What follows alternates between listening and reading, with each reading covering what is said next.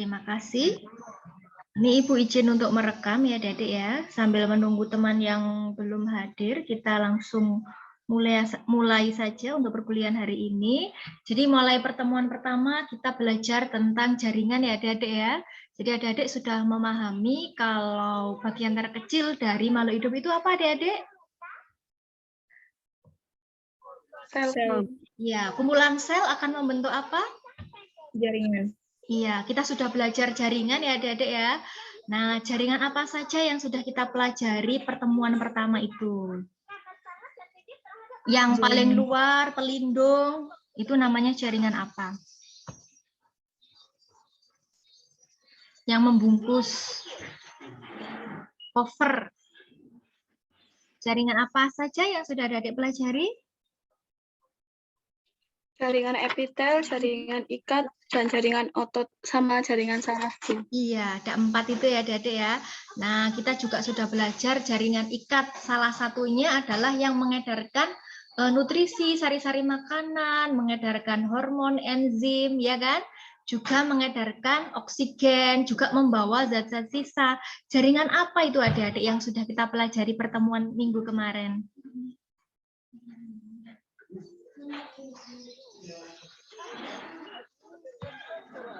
Ya, jaringan apa itu?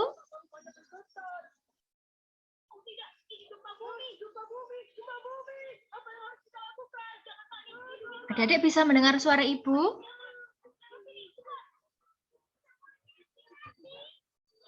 Bisa, Bu. Bisa, Oke. Bu. Jaringan apa itu kemarin Adik-adik?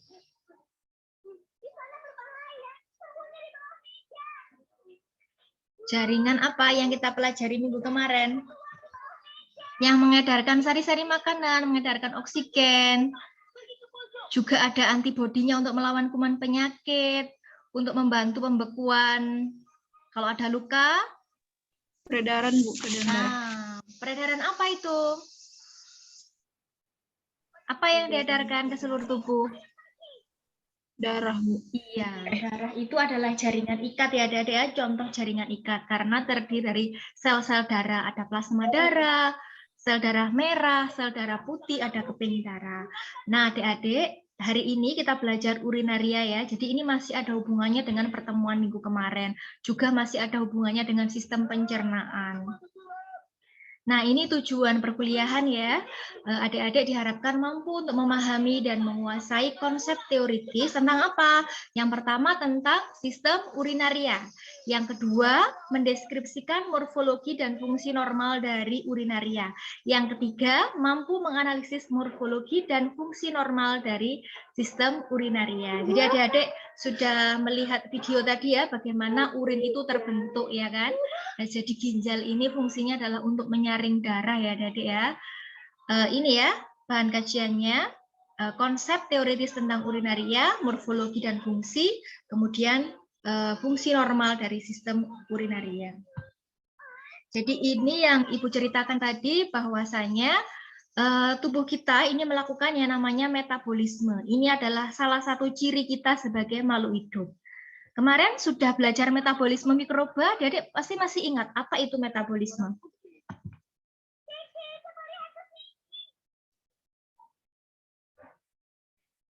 Apa itu Adik-adik metabolisme? Reaksi kimiawi yang dilakukan oleh sel, Bu. Wah, betul sekali. Ini siapa yang jawab? Nanti mau Ibu masukkan ke dalam nilai keaktifan. Korin, Bu. Oh iya, Mbak Kori. Jadi semua reaksi kimia di dalam tubuh kita itu namanya metabolisme ya. Nah, kita ini beda dengan tumbuhan. Kalau tumbuhan itu menyusun, fotosintesis gitu ya. Kita justru bongkar atau katabolisme. Nah, katabolisme itu kita mulai dari kita makan lewat mulut ya. Ini adik-adik sudah sarapan semua ya. Nah, makanan tadi dikunyah-kunyah mulut, masuk. Di sini banyak kelenjar ya. Ada kelenjar parotid, ada kelenjar sativa. Kemudian di usus halus ini ada ya. Ini sari-sari makanannya diserap nutrisinya. Jadi kalau makan karbohidrat dipecah menjadi bentuk yang lebih sederhana yaitu glukosa. Kalau protein dipecah menjadi asam amino. Kemudian kalau lemak dipecah menjadi asam lemak dan gliserol. Asam amino itu wah banyak sekali, luar biasa banyaknya ya. Begitu juga dengan asam lemak itu adalah asam lemak jenuh, tak jenuh banyak sekali ya, Dede ya. Nah, sari-sari makanan yang sudah diserap oleh siapa, Dedek? Darah, Bu. Iya, oleh darah ke seluruh tubuh, dipompa itu ya, jantung itu memompa darah ya. Jadi darah ini membawa nutrisi, membawa hormon, membawa enzim, membawa oksigen. Nah, kalau ada metabolisme, reaksi itu ada deh ya, berarti ada input, ada proses, ada output. Nah, outputnya ini adik-adik, hasil metabolisme itu sebenarnya adalah energi. Tapi selain menghasilkan energi, dia juga menghasilkan limbah adik-adik ya. Jadi kalau adik-adik bayangkan perusahaan ada pabrik itu mau buat produk, pasti kan ada limbahnya ya. Nah begitu juga dengan tubuh kita adik-adik ya, pabrik ciptaan Allah ini, ciptaan Tuhan ini, selain menghasilkan produk berupa energi yang digunakan untuk kegiatan tubuh, misalnya ada sel yang rusak, untuk pertumbuhan, untuk reproduksi, selain itu juga menghasilkan zat sisa metabolisme, adik-adik ya. Jadi zat sisa metabolisme ini sifatnya sebagai racun, sehingga harus dikeluarkan oleh tubuh ya adik-adik ya, melalui proses ekskresi. Jadi ekskresi itu adalah pengeluaran zat-zat yang sudah tidak dibutuhkan lagi. Kalau nggak dikeluarkan jadi racun, jadi penyakit adik-adik ya. Berbeda dengan sekresi ya. Kalau sekresi itu pengeluaran zat tapi masih digunakan oleh tubuh, misalnya hormon dan enzim ya. Nah, organ ekskresi adik-adik juga sudah pernah belajar. Ayo, organ ekskresi, organ pengeluaran zat sisa itu apa saja adik-adik? Organ pengeluaran zat sisa metabolisme apa saja?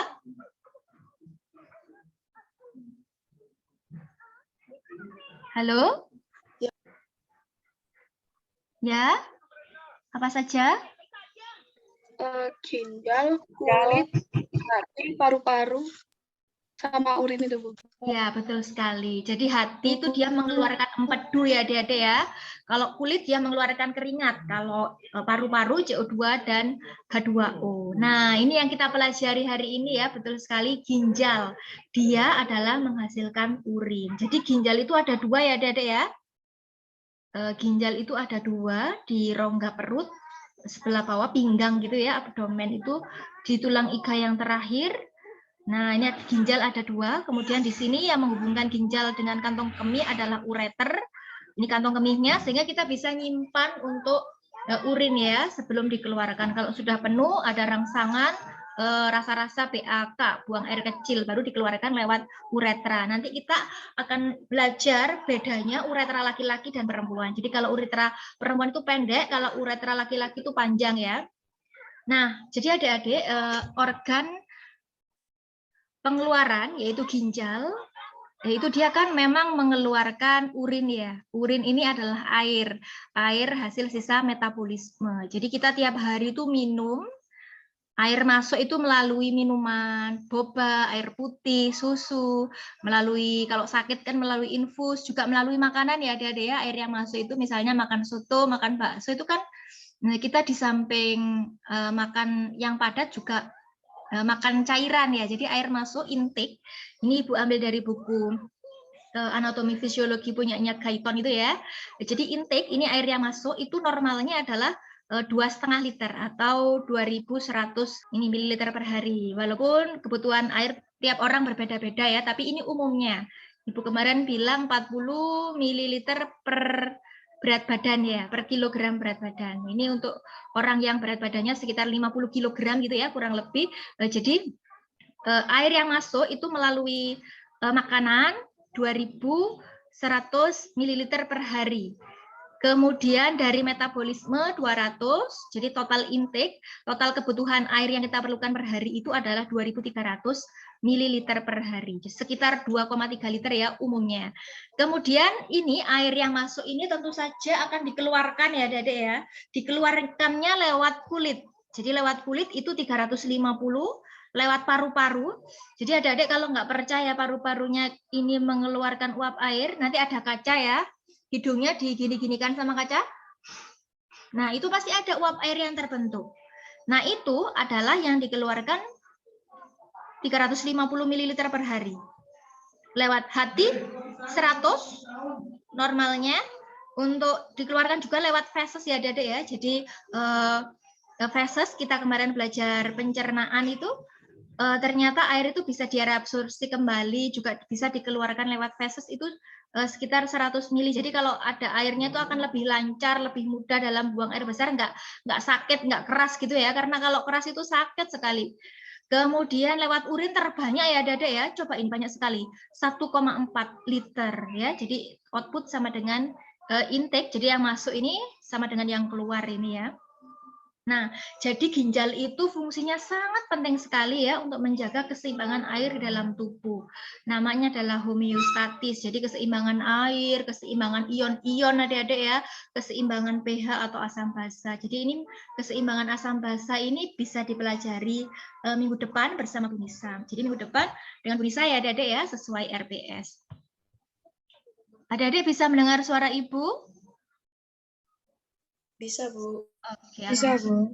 ya, jadi yang seperti Ibu bilang tadi, ginjal itu menjaga homeostatis atau keseimbangan di dalam tubuh, keseimbangan asam basa, keseimbangan panas tubuh, suhu tubuh, keseimbangan ion. Nah, ini ion di dalam tubuh kita itu ada ion positif atau kation, ada ion negatif atau anion ini ya. Itu ada di dalam sel, juga ada di luar sel. Ini ya, intraseluler, ini ekstraseluler. Nah, ini antara kation di dalam sel ya, intraseluler dan ekstraseluler ini diharapkan seimbang. Begitu juga dengan ion kalsium sama-sama 2+, ini Mg juga 2+, ini diharapkan seimbang. Begitu juga dengan anionnya. Anion itu ion negatif ya.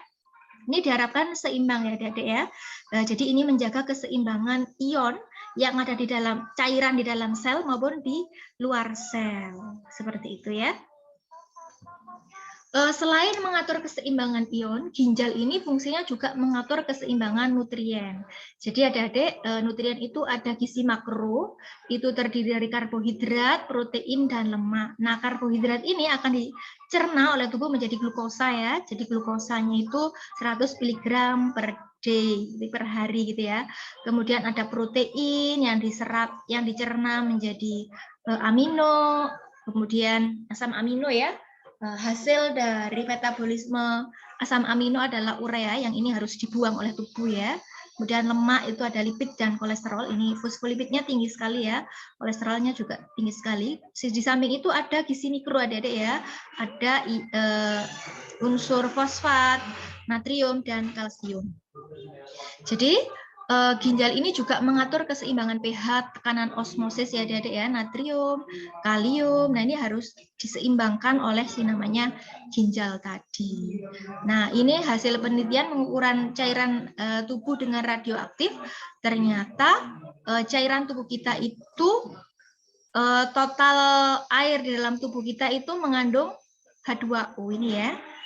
Kemudian di cairan ekstraseluler dia mengandung natrium, ion natrium, ion talamat, ion tiosulfat, dan inulin. Cairan di dalam sel itu dia mengandung volume seperti di tubuh pada umumnya ya. Kemudian plasma darah itu mengandung albumin dan Evan blue ini. Cairan darah mengandung sel darah merah, plasma darah, kemudian ada cairan interstitial ya adik-adik ya. Cairan interstitial ini adalah cairan yang ada antara ekstraseluler dan intraseluler.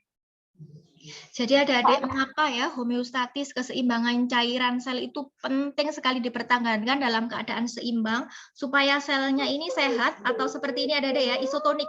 Jadi cairan di dalam sel dengan di luar sel itu seimbang, sama. Kalau nggak seimbang apa yang terjadi Bu? Yang terjadi bisa membesar seperti ini adik-adik ya. Jadi airnya masuk ke dalam sel sehingga selnya bengkak. Nah, ini lama-lama selnya ini juga akan pecah ya. Nah, ini bisa menyebabkan kematian ya untuk manusia itu sendiri. Nah, kalau misalnya airnya di luar lebih sedikit daripada di dalam, maka airnya akan keluar dari sel ya, Dede ya. Akibatnya apa? Akibatnya selnya itu mengalami mengkeret ya. Nah, kalau selnya mengkeret ini lama-lama juga akan menyebabkan kematian ya tentunya ya, Dede ya. Jadi mempertahankan homeostatis itu sangat penting sekali. Keseimbangan cairan di dalam tubuh yang di dalam sel. Jadi adik-adik bayangkan ini ya, sel-sel tubuh ya, ini sel-sel tubuh. Ini ada darah yang mensuplai nutrisi ke dalam sel. Ini ada ruang antara. Nah, itu yang disebut sebagai interstitial fluid ya adik-adik ya. Jadi ada cairan di dalam sel ini, ada cairan, itu namanya cairan intraseluler gitu ya. Nah, di luar sel juga ada cairan. Yang pertama adalah darah itu sendiri, yang kedua ini darah lewat pembuluh darah ya. Pembuluhnya bisa nadi, bisa vena, bisa arteri seperti itu.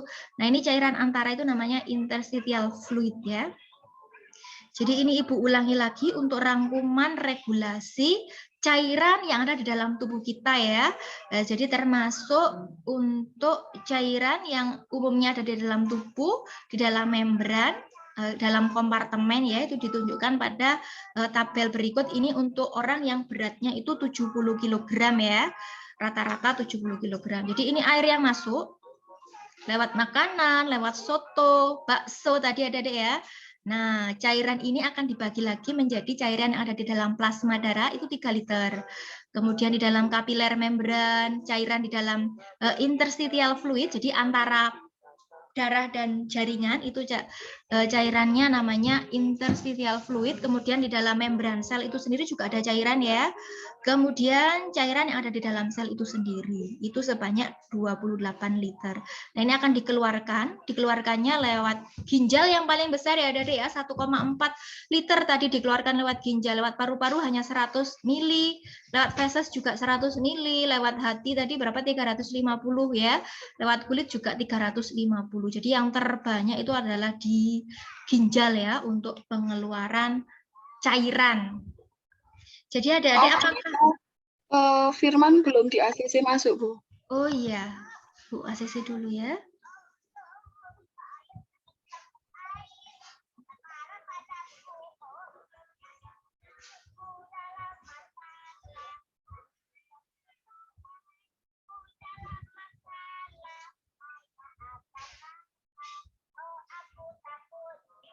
Belum ada permintaan dari Kak Firman? Mohon maaf Bu, tadi dia ngechat saya kalau Zoom-nya error. Oh, Zoom-nya Firman ya? Iya Bu. Mungkin Kak Firman bisa coba gabung lagi di WA gitu ya Kak Kesha ya. Ini Ibu cek belum masuk untuk dari Kak Firman. Mungkin gini aja ya, nggak usah share screen ya, maksudnya nggak usah full screen gitu ya, biar Ibu tahu kalau ada apa-apa, kalau ada chat dan lain-lain. Nah, ini ringkasan untuk fungsi ginjal ya adik-adik ya, ini juga Ibu ambil dari buku Guyton itu. Jadi yang pertama adalah dia mengekskresikan. Ekskresi tadi adalah pengeluaran zat sisa metabolisme yang sudah tidak diperlukan ya, berarti dia adalah limbah dan untuk bahan kimia asing. Seperti obat-obatan itu ada adik ya, obat-obatan itu juga kalau kita sakit memang kan diberi obat. Nah, obat ini memang hanya sedikit saja yang dimanfaatkan tubuh untuk mereaksi menyembuhkan ya. Sisanya berarti dokter ini kalau memberi obat pasti pada dosis yang tepat ya, dilihat berat badannya berapa, pasti itu ada kelebihannya. Nah, kelebihannya ini yang dibuang adalah lewat urin. Ini pengalaman Ibu sendiri, pernah waktu sakit dikasih obat-obatan yang sangat banyak, itu pipisnya itu, urinnya itu sangat sekali menyengat bau obat-obatan. Mungkin adik-adik juga pernah mengalami ya, itu adalah salah satu bukti kalau memang obat-obatan ini yang sudah tidak diperlukan lagi, jadi limbah, itu dikeluarkan lewat urin, begitu ya. Kemudian ini ada regulation, jadi mengatur keseimbangan, balance antara air. Tadi Ibu ceritakan tadi keseimbangan air penting sekali ya. Nanti kalau nggak seimbang bisa pecah atau bisa mengkeret gitu ya selnya ya. Nah, ini akan berbahaya untuk keseimbangan dari dalam tubuh itu sendiri. Kemudian elektrolit ya Adik ya, cairan tubuh, ion-ion, kation, anion tadi itu yang menyeimbangkan adalah ginjal. Ini osmolarity dan elektrolit tadi ya. Kemudian dia juga meregulasi tekanan darah. Jadi tekanan darah itu sangat diatur oleh ginjal ya Dede ya. Mau darahnya tinggi, apa tekanannya tinggi atau tekanan rendah. Jadi kalau tekanannya tinggi itu ya nanti ya Ibu jelaskan ya, yang mengatur di ginjal untuk mengatur tekanan darah, kemudian keseimbangan asam basa ya, karena ada ion-ion, ada larutan penyangga, ada ion yang sifatnya basa, ada ion yang sifatnya asam. Kalau klorida itu kan biasanya adalah HCl ini menyebabkan keasaman ya, kalau NaOH itu kan menyebabkan kebasaan, jadi ada beberapa yang mengatur keseimbangan asam basa ini berupa larutan penyangga itu. Kemudian ini juga mensekresikan ya, selain untuk ekskresi dia juga sekresi. Jadi di ginjal ini bisa menghasilkan enzim dan hormon. Salah satunya adalah renin yang Ibu ceritakan tadi, itu dia mengatur tekanan darah ya, hormon renin, enzim renin ini.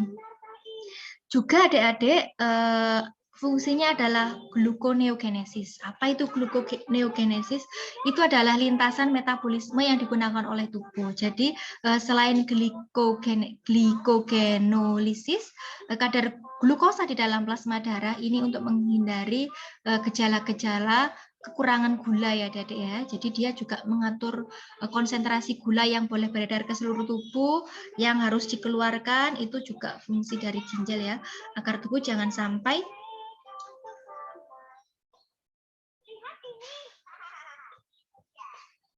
adik-adik masih bisa mendengar suara Ibu ya? Masih, Bu. Oh iya, alhamdulillah. Jadi ini adalah ginjal, fungsinya untuk mengatur keseimbangan elektrolit. Elektrolit ada ion-ion tadi ya, ion positif, ion negatif, anion, kation tadi ya, Dede ya. Jadi intake kita itu memasukkan cairan dalam bentuk makanan dan minuman. Jadi makanan dan minuman itu tadi selain mengandung air murni, dia juga mengandung sodium ya, Dede ya. Bakso itu kan dikasih garam. Nah, garam itu kan NaCl ya, sodium. Juga ada klornya. Kita makan pisang, banyak kandungan potasiumnya, minum susu, banyak kalsiumnya. Jadi tidak hanya air saja ya, Dada, yang kita masukkan lewat makanan dan minuman. Juga ada ion-ionnya, juga ada gizi mikronya begitu ya. Ada kalsium, ada hidrogen, magnesium, ada fosfat gitu ya. Protein itu kan kaya juga akan N ya, nitrogen dan juga fosfat ini.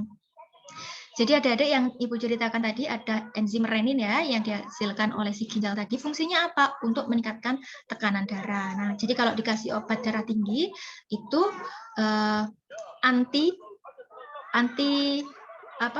angiotensinnya itu jadi ada protein yang namanya itu angiotensin. Jadi itu adalah sebuah dipepsodgen atau hormon oligopeptida di dalam serum darah yang menyebabkan pembuluh darah mengkerut sehingga terjadi kenaikan darah. Jadi kalau diberikan obat antihipertensi ini untuk ini mencegah memblok agar tidak terbentuk angiotensin ini. Kemudian adik-adik ada zat vasoaktif ini dan regulasi tekanan darah. Ini pendekatannya dalam bidang fisiologi, biomolekuler, dan olahraga. Ini ada ya air yang masuk, ini ada sodium. Ini sodium juga dikeluarkan. Yang ngatur itu semua adalah ginjal. Nah, sekarang kita sudah tahu fungsi dari ginjal. Jadi selain membuang zat sisa metabolisme, ternyata peranannya sangat penting ya untuk menjaga keseimbangan ion, pH, asam basa, osmolaritas. Nah, kita kenalan dulu dengan strukturnya ya, Dedek ya. Ini apa, Dedek? Yang ini dua ini namanya apa? Ginjal, Bu. Iya, yang Ginjal, ini Bu. betul. Yang ini? Ureter. Iya, betul. Yang ini? Kandung kemih. Yang ini? Uretra. Ya, betul sekali. Nah, ginjal ini ada ya. Ini ada dua lapisan. Ada lapisan korteks. Korteks itu yang ini ya. Kemudian ada yang dalam, itu namanya medula ya. Ada dua lapisan, korteks dan medula. Nah, korteks itu tersusun dari ribuan nefron. Nefron itu adalah unit terkecil atau sel ginjal ya, Adik-adik ya. Satu nefron itu gambarnya kayak gini ya. Jadi ini Ibu ulangi lagi, ini ada pembuluh darah ya. Ini ada pembuluh darah yang ke ginjal, namanya renal arteri. Ini adalah pembuluh darah yang membalik menuju ke jantung ya, renal vein. Jadi adik-adik ini kan tadi korteks ya. Yang luar korteks, yang tengah medula. Nah, yang korteks ini tersusun dari nefron ya. Jadi suplai darah ke ginjal adalah arteri renal yang balik ke balik ke jantung, namanya adalah vena ginjal itu ya. Unit terkecil ginjal adalah nefron. Jadi ini banyak sekali nefron di sini ada deh ya. Nefronnya itu sekitar 800.000 sampai 1 juta. Sebenarnya ini kecil ya, Dede ya. Ginjal itu cuma ukurannya 15 sampai 20 cm, beratnya hanya sekitar 150 sampai 200 gram ya, tergantung berat badan, tinggi badan orang tersebut. Tapi fungsinya luar biasa ya. Jadi di dalam korteks ini ada nefron, kemudian satu nefron itu gambarnya seperti ini Adik-adik ya, bisa dipahami ya. Ibu ulangi lagi, bagian yang terluar korteks, yang dalam medula. Korteks tersusun dari jutaan nefron. Nefron itu bagian terkecil dari korteks ya. Sel-selnya yang menyusun korteks itu namanya nefron. Satu nefron itu ini Adik-adik ya, satu. Ada glomerulus ini ya. Glomerulus itu fungsinya untuk menyaring darah ya. Kemudian ada tubulus contortus proximal, ini untuk reabsorpsi, ada tubulus contortus proximal, kemudian ini ada lengkung Henle ya Dedek ya, ini lengkung Henle, ada bagian menurun, ada bagian menaik, kemudian ada pengumpul atau ductus collectivus ya. Nanti setelah ini kalau ductus collectivus ini sudah di medula, baru nanti akan dibawa ke uretra. Jadi Ibu ulangi lagi, ini bagian dari nefron ya, Dede ya. Nefron itu bagian terkecil dari sel ginjal. Ya, Ibu ulangi lagi, sel ginjal itu ada 800 sampai 1 juta nefron. Nefron itu bagiannya ada glomerulus ya. Glomerulus ini untuk nyaring darah. Nah, glomerulus ini diseliputi oleh kapsula Bowman. Kapsula Bowman itu yang fungsinya untuk menyuplai darah ya. Kemudian reabsorpsi, penyerapan kembali itu terjadi di tubulus distal, tubulus proksimal. Ini ada lengkung Henle yang menurun dan menaik. Ini sudah di medula ya, Dedek ya. Baru kemudian dikumpulkan di tubulus collectivus. Jadi ini korteks, yang atas ini korteks, yang ini medula. Itu saling berkaitan ya, Dedek ya. Nah, ini di korteks. Jadi di korteks itu ada glomerulus. Ini ada kapsula Bowman untuk diseliputi ini ya untuk menyuplai darah begitu. Kemudian ada tubulus contortus proximal, tubulus distal, ada lengkung Henle ya, ini lengkung Henle, baru dikumpulkan ke ductus collectivus. Nah, ini ada Dek bedanya antara sistem urinaria pria dan wanita. Kalau wanita itu jaraknya antara kantong kemih dan uretra pendek sekali ya, sekitar 3 cm, langsung keluar begitu. Nah, kalau laki-laki itu panjang. Selain itu adik-adik, organ reproduksi laki-laki ini untuk selain uretra ini selain untuk mengeluarkan urin, untuk mengeluarkan limbah sampah tadi, juga berfungsi sebagai alat reproduksi ya untuk mengeluarkan sperma seperti itu. Jadi ini bedanya uretra perempuan dan uretra laki-laki itu seperti ini. Ini untuk persyarafannya ya Dedek ya. Jadi sebenarnya memang mulai dari sini, mulai dari ginjal sampai uretra ini saraf otonom, tapi begitu di kantong kemih ke uretra ini, ini Kak Firman baru masuk. Nanti Kak Firman bisa melihat lagi rekamannya ya. Nanti ini Ibu rekam, Ibu upload di YouTube.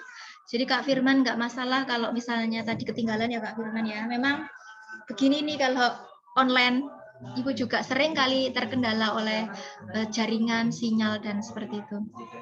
Jadi Ibu ulangi lagi ya, ini adalah beda uretra perempuan dan laki-laki, seperti itu. Untuk persyarafan ya Adik-adik ya, dari uretra ke kantong kemih itu, ureter ini ya, ini sarafnya mulai saraf sadar ya, karena kita bisa mengendalikan mau pipis apa enggak, itu mau menahan atau enggak itu masih dikendalikan oleh otak. Tetapi kalau untuk pembentukan urinnya sampai masuk ke kantong kemih, ini adalah saraf yang tidak sadar atau otonom begitu ya. Nah, ini Adik-adik proses pembentukan urin yang pertama adalah filtrasi. Filtrasi itu terjadinya adalah di glomerulus. Glomerulus itu seperti ini ya, tersusun dari epitel, membran basement, endotelium, begini. Kemudian ini adalah glomerular epithelium, seperti itu ya. Nah, kemudian reabsorpsi, penyerapan kembali ya dari ya. Setelah disaring, ternyata masih ada kok zat-zat yang masih diperlukan. Ayo diserap kembali. Misalnya glukosa, setelah disaring jumlahnya 180, diserap kembali sejumlah ini gitu ya. Begitu juga dengan bikarbonat, solium, klorida, potasium, urea. Ternyata masih bisa diserap kembali ya dari ya. Itu diserap kembali di tubulus proksimal ya. Nah, kemudian ada yang namanya augmentasi, jadi penambahan obat, penambahan zat warna dari bilirubin, biliverdin, seperti itu, sampai urinnya itu warnanya adalah putih sampai kuning gitu ya warnanya. Nah, ini adalah pembuluh darah ya. Seperti ini. Ini filtrasi. Ini tubulus proksimal ya. Ini ultrastrukturnya seperti ini. Dia untuk mereabsorpsi kembali ion-ion yang masih diperlukan. Seperti ion apa saja? Ion natrium, kemudian anion klorida, asam bikarbonat, kalium, air, glukosa, asam amino, seperti itu ya. Nah, ini adalah hormon-hormon yang hormon-hormon yang ada di dalam tubulus ini ya, ada ya untuk mereabsorpsi. Jadi ada hormon aldosteron. Dia situs aktifnya ada di tubulus pengumpul, tubulus kolektivus. Kenapa aja? Kenapa? Naik sini. Sini. Adik-adik Ibu akhiri dulu ya sebentar, nanti kita sambung kembali.